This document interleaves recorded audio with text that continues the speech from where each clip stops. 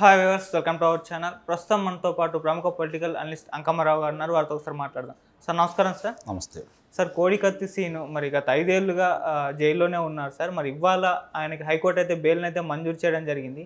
మరి ఏం చెప్తారు దీని గురించి? అంటే ఎలక్షన్స్ ముందు మరి ఆయనకి బెయిల్ దొరకడం జరిగింది, మీరు ఏం చెప్తారు సార్? అంటే ఇంకా ఎక్కువ రోజులు అతన్ని నిర్బంధంలో ఉంచే అవకాశం లేకపోబట్టి న్యాయస్థానం కూడా ఈ వెలుసుబాటు కలగజేసిందని చెప్పని భావించాలి.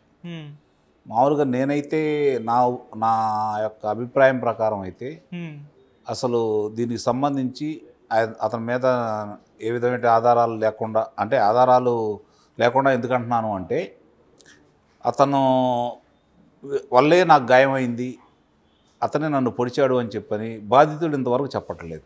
అవును, బాధితుడు ఎవరంటే ముఖ్యమంత్రి గారు జగన్మోహన్ రెడ్డి గారు. మరి ఆయన ఎక్కడా చెప్పలేదు. ఇన్ని సంవత్సరాల నుంచి ఆయన న్యాయస్థానానికి వెళ్ళి మరి ఆయన ఇతని వల్ల నాకు ఈ గాయమైంది, ఇతనే నన్ను చంపబోయాడని చెప్పని చెప్పలేదు. కాబట్టి అతను మామూలుగా నిజంగా అతను పొడిచినా కూడా 3 సంవత్సరాల లోపే శిక్ష పడుతుంది. మరి 5 సంవత్సరాలంటే 3 సంవత్సరాల దాకా చూసి న్యాయస్థానం కూడా అవతల వ్యక్తి రావట్లేదు కాబట్టి అసలు ఈ కేసే లేదని చెప్పని కొట్టివేస్తే ఇంకా బాగుండేదనేది నా అభిప్రాయం. సార్ ఇప్పుడు అంటే దీని వెనుక జగన్మోహన్ రెడ్డి గారు ఏమైనా ఉన్నారనుకోవచ్చా? అంటే విడుదలైతే జగన్మోహన్ రెడ్డి గారే ఉంటారు, లోన పెట్టడానికి అయితే జగన్మోహన్ రెడ్డి గారు ఉంటారు. కానీ విడుదల చేయడానికి ఆయనకి ఉంటుంది. న్యాయస్థానం వాళ్ళ పరిధిలో కొంత, అంటే ఇప్పటికే చాలా ఆలస్యం చేశారనేది భావన. అవును, ఇప్పుడు ఆ జనపల్లి శ్రీనివాస్ అనే వ్యక్తిని మరి ఇన్ని రోజులు కారాగారంలో పెట్టి ఇప్పుడు అతను కూడా న్యాయవాది కావాలని చెప్పని చదువుకుంటున్నాడని తెలుస్తూ ఉంది. అలాగే తల్లిగారు అన్నయ్య మరి ఆయన కారాగారంలో నిరాహార దీక్ష పట్టిన సందర్భాలు ఉన్నాయి. కాబట్టి ఇది ప్రజల్లో ఇంకొంచెం విస్తృతమైన చర్చ జరగబోతుంది. అంతకుముందు నిజమేమో చంద్రబాబు నాయుడు గారే ఇతన్ని ప్రయోగించి జగన్మోహన్ రెడ్డి గారిని చంపించబోయాడేమని చెప్పని మొట్టమొదటి భావించిన మాట వాస్తవమే.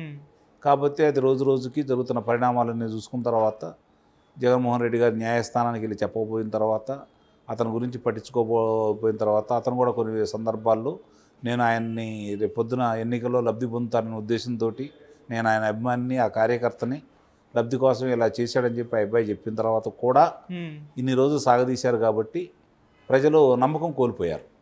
తర్వాత ఈ మధ్య జనపల్లి శ్రీనివాసరావు గారి న్యాయవాది సలీం గారు చాలా వివరంగా అసలు తీసుకొచ్చింది కోడికత్తి లోన తీసుకొచ్చింది ఈ అబ్బాయి కాదు, బొత్స సత్యనారాయణ గారి మేనలుడు అన్నట్టు చెప్పడం కూడా జరిగింది. ఇవన్నీ పరిగణలో తీసుకున్న తర్వాత తనకు కావాలని రేపొద్దున ఎన్నికల్లో అతనికి ప్రజల్లో సానుభూతి రావడం కోసమే ఈ ప్రయత్నం చేశారనేది అర్థమైపోయింది. ఇప్పుడు ఎన్ఏ వాళ్ళు కూడా, నేషనల్ ఇన్వెస్టిగేషన్ అథారిటీ వాళ్ళు కూడా వాళ్ళు ఎలాంటి కుట్రకోణం లేదని చెప్పారు కదా వాళ్ళు దాంట్లో కూడా. ఇప్పుడు ఒకటి గుర్తుపెట్టుకోండి, ఆయుధం అనేది తీసుకొచ్చాడు. మామూలుగా ఆయుధం ఎక్కడ ఉండదు కోడికత్తి అనేది? కుట్లలో దొరకాలా, అవును, లేదంటే సానబెట్టే వాళ్ళ దగ్గరన్నా దొరకాలా, లేకపోతే కోడి పందాలు వేసే వాళ్ళ దగ్గరన్నా దొరకాలా. మరి ఈ అబ్బాయి ఎక్కడి నుంచి దాన్ని తీసుకొచ్చాడు, ఎక్కడి నుంచి సేకరించాడు? పని అదన్నా ఇంతవరకు ఏమన్నా నిరూపించగలిగారా? లేదు కదా. ఎట్లా? ఇప్పుడు వివేకానంద రెడ్డి గారు హత్యకు సంబంధించి మేము పలాసాడ కొన్నాం, పలాసాడ జరిగిందని చెప్పి చెప్పారు గొడ్డల్ని.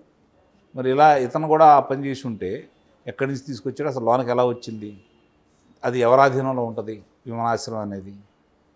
మరి అక్కడ వాళ్ళకి సంబంధించి ప్రతిదీ వాళ్ళ పర్యవేక్షణలో ఉంటుంది, సీసీ కెమెరాల పర్యవేక్షణలో ఉంటుంది.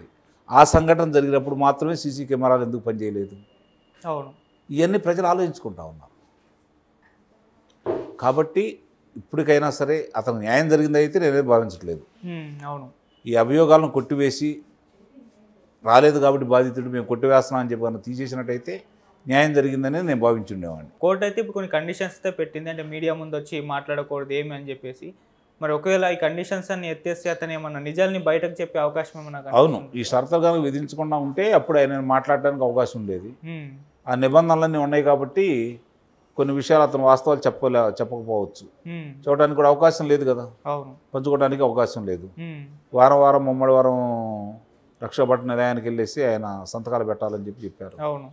మరి ఎక్కడ పాల్గొనకూడదు, సభలో సమావేశాలు ఇలాంటి దాంట్లో దీని గురించి ప్రసంగించకూడదు అనేది ఉంది. కాబట్టి అవన్నీ ఇక పరిగణలో తీసుకుంటా ఉంటే మనం అతను ఎక్కడ ఈ విషయాలు అయితే బయటికైతే రావు. రేపు పొద్దున బాధితుడు వచ్చి నాకు ఇలా జరిగిందని చెప్పేంత వరకు కూడా అప్పుడు ఇతను ఏం మాట్లాడతాడో తెలిస్తే అప్పుడు కానీ అవి బహిర్గతం కావు. అంతవరకు కూడా ఇవి అట్లానే కొనసాగుతాయి అని చెప్పి నేను భావిస్తాను. ఓకే.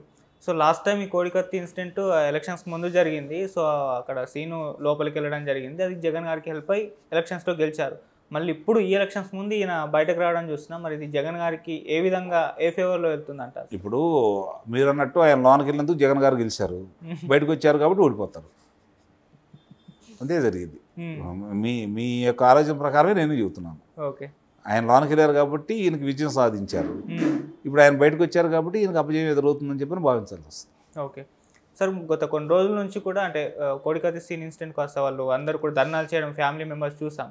ఆ టైంలో ఆయనకు ప్రాణహాని ఉంది, ఆయన చంపేస్తారు జైల్లోనన్నా కూడా కొన్ని వార్తలు బయటకు రావడం చూసాం. మరి ఇప్పుడు ఆయన బయటకు వచ్చేస్తారు కదా, ఆ ప్రాణహాని అలానే ఉంటుందా? మరి ఏంటి సార్ మీ ఒపీనియన్? ఆయన నోరు తెరవనంత వరకు పెద్దగా ఇబ్బంది ఏమి ఉండదు. నోరు తెరిచి తన సంచలన విషయాలు బయట పెడితే కొన్ని జరగవచ్చు. ఓకే సార్, అప్పుడు ఆయన జగన్ అభిమాని అని చెప్పి చెప్పడం చూస్తున్నాం. మరి ఇప్పుడు కూడా అదే చెప్తారేమో? సహజంగా అభిమానులు మామూలుగా మధ్య రకంగా ఉన్నారనుకోండి, అతని మీద ఎక్కువ ప్రేమ కానీ లేకపోతే కోపం కానీ లేదనుకోండి, వాళ్ళ వల్ల పెద్ద ఇబ్బంది ఉండదు. అతిగా ప్రేమించే వాళ్ళ వల్ల ఇబ్బంది, అతిగా ద్వేషించే వాళ్ళ వల్ల ఇబ్బంది.